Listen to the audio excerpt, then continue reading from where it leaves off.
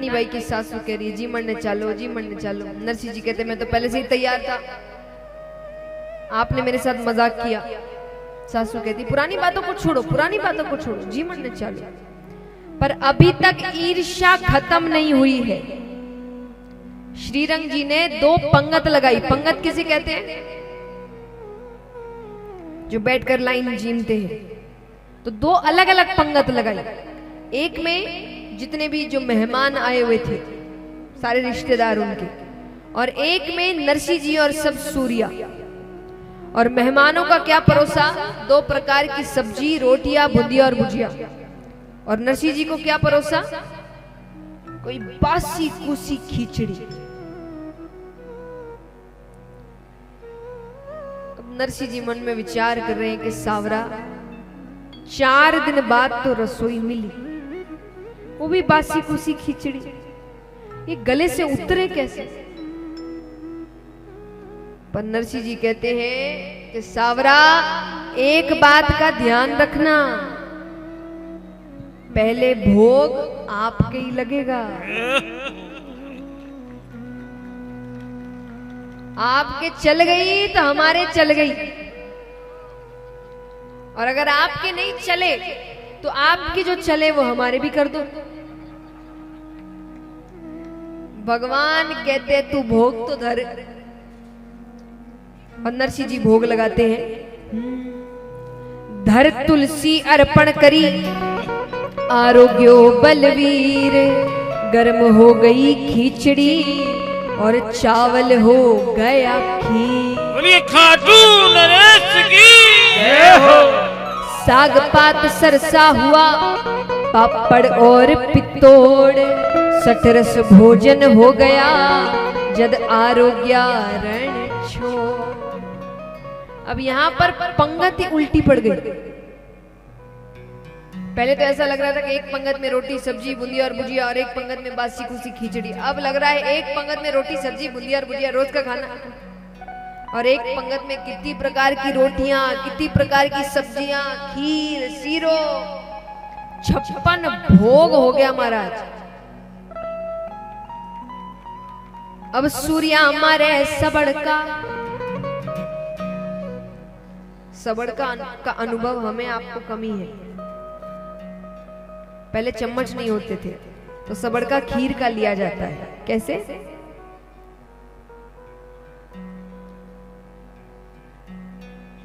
अब ऐसे खाने से तो आवाज होगी, तो वो बार बार खा रहे, बार बार खीर का भोग लगा रहे।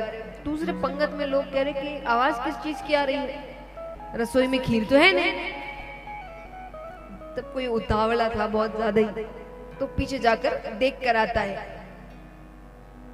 देखते ही खीर तो अलग बात, उसको दिख रहा है बड़ी सी थाली है और 56 भोग रखे हैं। सबके सब उठ गए, सब नाराज हो गए। तो गलत बात है, जब इतने मेहमान आए तो श्रीरंग जी के लिए बुरी बात हो गई। ऐसे उनके परिवार में इतने लोग आए और सब नाराज होकर खाने पर से उठ रहे हैं। अब वो आ रहे हैं, पैर पड़ रहे हैं, अरे बैठ जाओ, मेरी रसोई की लाज रखो, मेरी रसोई की लाज रखो, बैठ जाओ। सब कहते हैं जब पंगत में भेद किया तब रसोई याद नहीं आई। श्रीरंग जी कहते अरे नरसिंह तो मायावी है, मैंने तो बासी कुसी खिचड़ी थी, पता नहीं कहां से लेकर आ गया। भगवान को यही करना था कि वह अपने मुंह से स्वीकार करे कि उसने नरसिंह जी के साथ क्या किया। तो कहता है कि वो तो मायावी है, अरे मैंने उसको ये सब नहीं दिया, आप बैठ जाइए, मेरी रसोई की लाज रखिए। पर बेइज्जती तो हो गई। अब यहाँ नरसिंह जी और सब नरसिंह जी सूर्यों से कहते कि जीम लिया। सूर्या कहते नरसिंह जी 4 दिन और नहीं मिले तो चले। नरसिंह जी कहते चलो फिर आज बाजार की सैर करते हैं। 4 दिन से दुकान में ही बैठे हैं, अपट हो जाएगा। तो सब मर्दंग ताल ले रास्ता में नाचे कूदे गावे। श्रीरंग जी कहते हैं कि अभी तो थोड़े ही लोगों को पता था कि नरसिंह जी मेरे समधी हैं, पर ये ऐसे जुलूस लेकर निकलेंगे तो पूरे गांव को पता चल जाएगा कि नरसिंह जी तो श्रीरंग जी के समधी हैं। ऐसा क्या करूं कि नरसिंह रुक जाए। तो आजकल जो ये पीए इत्यादि होते हैं ना, मैनेजर है, पीए है, नाम बदलते हैं लोग, सब वही है जो पुराने होते थे। पहले बड़े बड़े सेठ होते थे ना, उनके मंत्री होते थे, वो सब काम काज संभालते थे अपने सेठ का। तो श्रीरंग जी के जो मंत्री थे वो बड़े होशियार थे, वो समझ गए। तो वो नरसिंह जी के कान में जाकर कहते हैं कि नरसिंह जी, आप तो यहाँ कीर्तन करते घूम रहे हो और आपके डेरे पर कोई गिरधर आया है। ऐसा मजाक किसी भक्त के साथ कभी करना नहीं।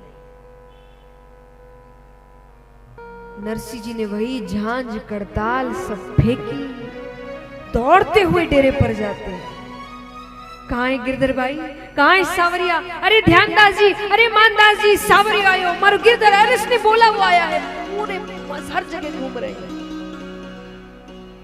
अंत में थक कर गिर जाते हैं। डेरा में दी से नहीं, सावरिया रो साथ, आरत कर टेरत भय, जोड़त दोनों हाथ। नरसिंह जी डेरा गया, गयो बुलावो लारे, करो तैयारी माहिरा, सब आया न्योता। नरसिंह जी तो पहले से ही दुखी था कि मायरे का बुलावा आ गया, सब तैयारी करो, कल दोपहर में आपको मायरा भरना है। नरसिंह जी कहते सावरा, आपको इतनी देर क्यों लग रही है?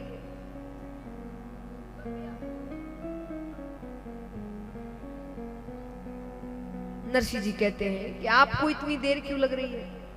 बहुत देर तक मनाते हैं, पर जब भगवान नहीं आते तब नरसिंह जी क्या करते हैं? जब चीजें उनके हाथ से बाहर निकल जाती है तो क्या करते हैं बताइए? केदार का जद मेहता नरसिंह जी ने करुणा करी, तो द्वारिका में सुता सुता जागिया हरि।